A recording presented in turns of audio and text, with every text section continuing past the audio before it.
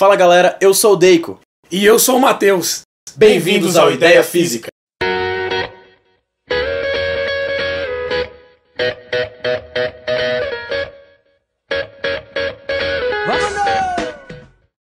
Fala galera do Ideia Física, bom dia pra vocês. Então, hoje a gente vai continuar aqui com a aula sobre as leis de Newton e hoje eu vou apresentar pra vocês a segunda lei de Newton, conhecida também como o princípio fundamental da dinâmica.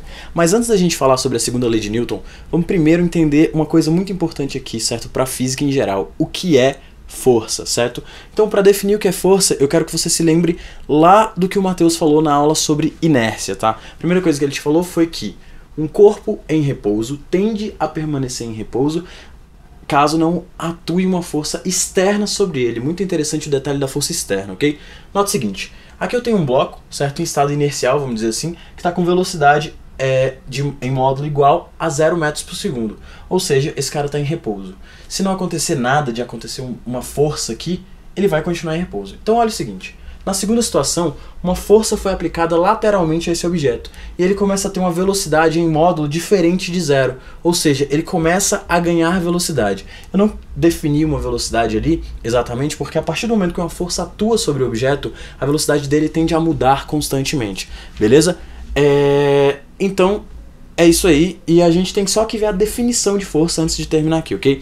Para definir força, a gente pode dizer o seguinte, força é toda ação que é capaz de mudar o estado de movimento de um corpo. Ou seja, se o objeto está em repouso e sofre uma força, ele vai entrar em movimento, certo? Ele tende a entrar em movimento. Se o objeto está em movimento e sofre uma força, ele tende a ficar em repouso, certo? A gente vai discutir um pouquinho depois sobre força resultante e entender melhor isso aqui. Mas valeu!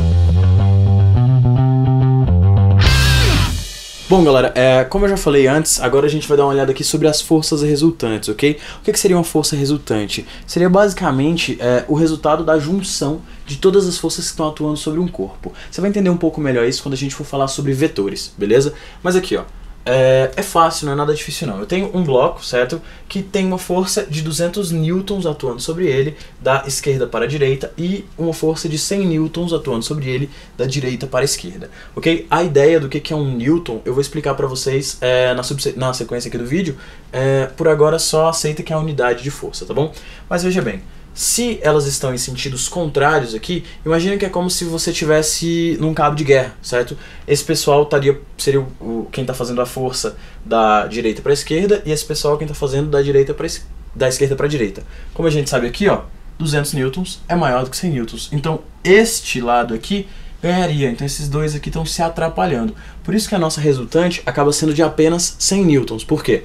200 da esquerda para a direita e 100 da direita para a esquerda. O que você vai acabar fazendo? Quando eles estão em sentidos opostos, a gente vai subtrair e encontrar a resultante, tudo bem? Aqui embaixo eu tenho o exemplo B. No exemplo B a gente tem duas forças atuando no mesmo sentido, para o mesmo sentido. Ambas vão da esquerda para a direita. Dessa forma, o que eu sei? Que é como se você tivesse pedido ajuda para um amigo seu para empurrar um carro. Então olha aqui, você e seu amigo empurrando o carro para o mesmo lado. Dessa maneira as forças se somam.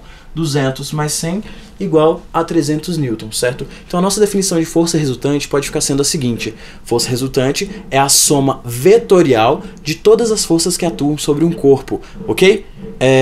Então é isso aí. Agora vamos para a parte de princípio fundamental da dinâmica. Bom galera, agora de fato a gente vai estudar aqui a segunda lei de Newton, o princípio fundamental da dinâmica, ok? A gente tem que prestar atenção no seguinte, quando Newton desenvolveu o princípio fundamental, ele nos deu a possibilidade de estudar a relação entre a força aplicada em um objeto e as alterações de velocidade que ocorrem neste objeto. A gente sabe, lá pela cinemática, que sempre que um objeto muda de velocidade, significa que ele está sofrendo uma aceleração, beleza? Então eu vou te dizer que quando ocorre uma força resultante não nula, ou seja, diferente de zero sobre um objeto, a gente tem que esse objeto de massa m vai sofrer uma aceleração, ele vai mudar a sua velocidade. Por isso, devido a essa relação aqui, a gente pode dizer que o princípio fundamental da dinâmica prevê uma relação de causa e efeito. Ou seja, aqui nesse caso seria o seguinte, a força é a causa, ela vai causar as alterações, e as alterações são impressas nessa equação pela aceleração. Então, força resultante causa sobre um objeto de massa m uma aceleração. Tudo bem? Então tá aqui a nossa relação de causa e efeito. Quanto maior for a força, maior será a aceleração causada sobre esse objeto. Aí o que a gente tem aqui agora? Ó, só dá uma olhada nas unidades. A aceleração pelo Sistema Internacional de Unidades é dada em metros por segundo ao quadrado, beleza? A massa no Sistema Internacional é dada em quilogramas e a força é dada em newtons. O newton aqui foi de fato em homenagem ao Newton mesmo, ao Sir Isaac Newton. A gente tem aqui a ideia de o que é um newton. Eu digo para vocês que um newton nada mais é do que a junção das unidades que compõem a força ali. Veja bem, newton representa força e é composta por quilograma, que representa a massa, e metro por segundo ao quadrado, que representa a aceleração. Então, a unidade newton é a junção das unidades básicas quilograma e metro por segundo ao quadrado. Essas aqui, certo? A gente pode dizer que é a unidade newton escrito nas unidades fundamentais do Sistema Internacional. Por que isso é importante aqui, ok? Principalmente nos vestibulares de medicina aqui da ESCS e FEPEX em Brasília, a gente tem muitas questões que pedem que você volte às unidades das grandezas que você estiver estudando para suas básicas. Então é interessante lembrar disso aqui, ok? Mas agora vamos ver o seguinte, como é uma relação de causa e efeito, esse efeito pode ser maior ou menor, certo? E nem sempre vai depender só da intensidade da força, nem sempre depende só da causa, ok? Aqui eu tenho dois exemplos. No primeiro, existe uma força de 100 newtons aplicada sobre um bloco de 25 kg, e no segundo, existe uma força também de 100 newtons aplicada sobre um bloco de 50 kg. E mesmo sem fazer os cálculos, a gente já pode prever o que vai acontecer, ok? Mas vamos calcular aqui e ver qual deles vai acelerar mais. Note o seguinte. A aceleração é a nossa interrogação, é a nossa incógnita. Olha lá, ó. Então eu vou escrever aqui força resultante é igual a massa vezes a aceleração. Agora a gente vai substituir os valores que possuímos aqui. Então força resultante vale 100 newtons, ok? A massa vale 25 kg e a aceleração é o que eu quero encontrar. O 25 aqui, certo? Ele está desse lado multiplicando. Então, para passar para o outro lado, ele vai ter que passar como uma divisão. O que nos resta aqui, então, é 100 sobre 25 é igual à nossa aceleração aqui em cima. Como resultado, podemos dizer que a aceleração vale 4 metros por segundo ao quadrado. Então, a aceleração desse bloco ao sofrer esta força vai ser de 4 metros por segundo ao quadrado. Agora vamos supor o seguinte, uma força de 100 newtons foi impressa sobre um bloco agora de 50 kg. Vamos calcular qual seria essa aceleração então. A gente tem ali de novo, ó, força resultante é igual à massa do objeto vezes a aceleração, beleza? A força vale 100 newtons de novo, já a massa é de 50 kg, beleza? E a aceleração é o que eu estou procurando. Mesma ideia, se o 50 está multiplicando, ele vai passar aqui para o outro lado, dividindo, certo?